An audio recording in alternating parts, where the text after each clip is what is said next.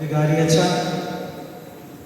ബഹുമാനപ്പെട്ട ടോണി അച്ഛ, മറ്റു വൈദികരെ, ബഹുമാനപ്പെട്ട സിസ്റ്റേഴ്സ്, സ്നേഹമുള്ള മാതാപിതാക്കളെ, സഹോദരി സഹോദരങ്ങളെ, കുഞ്ഞുമക്കളെ, ഒരു പുരോഹിതനായി നിങ്ങളുടെ മുൻപിൽ നിൽക്കുമ്പോൾ എൻ്റെ മനസ്സിൽ നന്ദിയല്ലാതെ വേറൊരു വാക്കില്ല. ആദ്യമായി എന്നെ വിളിച്ച് ദൈവവിളി എന്ന മഹാദാനം എനിക്ക് നൽകിയ നല്ലവനായ ദൈവത്തിന് ഞാൻ നന്ദി പറയുകയാണ്.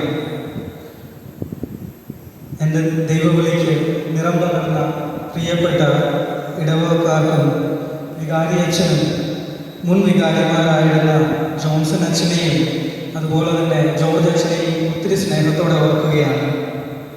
അതോടൊപ്പം അച്ഛൻ പറഞ്ഞതുപോലെ തന്നെ എന്നും എപ്പോഴും ഒരു സഹായത്തിനും എന്നും കൂടെ ഉണ്ടായിരുന്ന ബിനോയ് ചേർന്നും ഒത്തിരി ഒത്തിരി നന്ദി.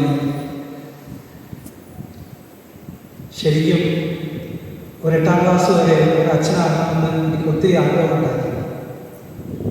പക്ഷെ ഒരു 8ാം ക്ലാസ് കഴിഞ്ഞപ്പോഴേക്കും ആ ആഗ്രഹമെല്ലാം മാറി. അച്ഛനാകണമെന്നും ഒട്ടും താല്പര്യമുണ്ടായിരുന്നില്ല. ഇപ്പോഴും വീട്ടിലും പലരൊക്കെ ഇങ്ങനെ ചോദിച്ചു, 10ാം ക്ലാസ് കഴിഞ്ഞ് എന്താണ് പ്ലാൻ? ഞാൻ പറഞ്ഞു, എനിക്ക് പ്രത്യേകിച്ച് പ്ലാനൊന്നുമില്ല, ഞാൻ ആദ്യം 10ാം ക്ലാസ് കഴിയട്ടെ എന്നിട്ട് ആലോചിക്കാം. അപ്പം അങ്ങനെ ഞാൻ 9ാം ക്ലാസ്സിൽ അന്ന് ഞങ്ങളുടെ വേദപാഠം പഠിപ്പിച്ചത് സിസ്റ്റർ റീനയാണ്. അപ്പം ഞങ്ങളുടെ വേദപാഠം പഴയ പള്ളിക്കകത്ത് തന്നെയായിരുന്നു വേദപാഠ ക്ലാസ്സിൻ്റെ സമയത്ത് സിസ്റ്റർ ചോദിച്ചു, നിങ്ങൾക്കെല്ലാവർക്കും എന്താകാനാണ് ആഗ്രഹം? അപ്പോൾ ഓരോരുത്തരായി ഇങ്ങനെ പറഞ്ഞു, എനിക്ക് ഡോക്ടറാകണം, നേഴ്സാകണം, ടീച്ചറാകണം. ഞാൻ സിസ്റ്ററിനോട് പറഞ്ഞു, സിസ്റ്ററെ എനിക്കൊരു വൈദികനാകണം, എനിക്കൊരു അച്ഛനാകണം. അന്നു മുതൽ സിസ്റ്റർ തന്ന പ്രോത്സാഹനമാണ് ഇന്ന് ഒരു വൈദികനായി നിങ്ങളുടെ മുന്നിൽ നിൽക്കുന്നത്.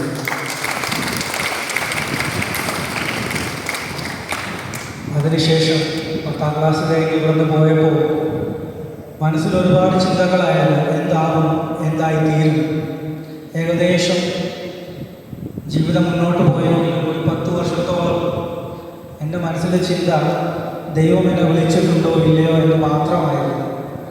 പലപ്പോഴും നാട്ടിൽ അവധിക്ക് വരുമ്പോൾ ആളുകൾ കാണുമ്പോൾ എന്നോട് ചോദിക്കുന്ന ചോദ്യം പട്ടം എന്താണെന്നാണ്.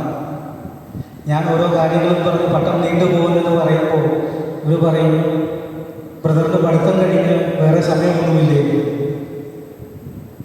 പഠിത്തത്തോടു കൂടി ദൈവവുമായി ഒന്നിക്കാനുള്ള ഒരു സമയമായിരുന്നു അതെന്ന് ഇന്നെനിക്ക് തിരിച്ചറിയാൻ സാധിക്കുന്നത്.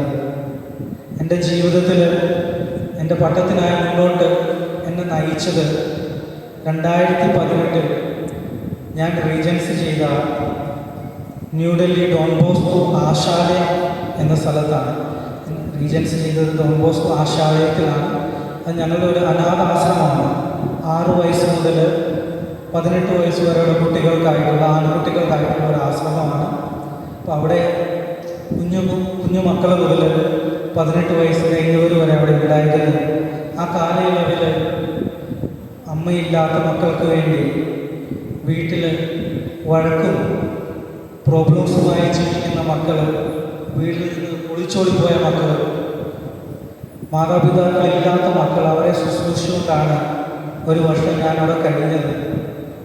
ആ ഒരു വർഷക്കാലം എൻ്റെ ജീവിതത്തിൽ ഏറ്റവും വലിയ സന്തോഷം നിറഞ്ഞ ഒരു വർഷമായിരുന്നു. എൻ്റെ ചോദ്യങ്ങൾക്കും എൻ്റെ സംശയങ്ങൾക്കും എല്ലാം ഉത്തരം നൽകിയ നല്ലൊരു വർഷമായിരുന്നു അത്. രാവിലെ ഏകദേശം ഒരു 4:30-5 മണിയോടുകൂടി എഴുന്നേറ്റ് കഴിഞ്ഞാൽ പിന്നെ രാത്രി 12-12:30 ആകുമ്പോൾ ഞങ്ങൾ കിടക്കുമ്പോൾ അതിനിടയ്ക്ക് കുട്ടികളുടെ കാര്യങ്ങൾ നോക്കുക, അതോടൊപ്പം ആരെങ്കിലും രോഗികളാണെങ്കിൽ അവരുടെ കാര്യങ്ങൾ നോക്കുക, ഒരപ്പനും അമ്മയും ചെയ്യേണ്ട എല്ലാ കാര്യങ്ങളും ചെയ്യേണ്ട ഒരു അവസ്ഥയായിരുന്നു. പക്ഷേ രാത്രി തിരിച്ച് മുറിയിൽ വന്ന് കിടക്കാനായിട്ട് പോകുമ്പോൾ മനസ്സിൽ നിറയുന്ന വല്ലാത്തൊരു സന്തോഷം. ദൈവമേ, എനിക്ക് ഇത്രയെങ്കിലുമൊക്കെ ചെയ്യാൻ പറ്റുള്ളൂ, ആരുമില്ലാത്തവർക്ക് എന്തെങ്കിലുമൊക്കെ ചെയ്യാൻ പറ്റുള്ളൂ, നീ തന്ന കൃപയ്ക്ക്, നീ തന്ന അനുഗ്രഹത്തിന് ഒത്തിരി ഒത്തിരി നന്ദി എന്ന് പറഞ്ഞാൽ മിക്കവാറും ദിവസങ്ങളിൽ കിടക്കുക.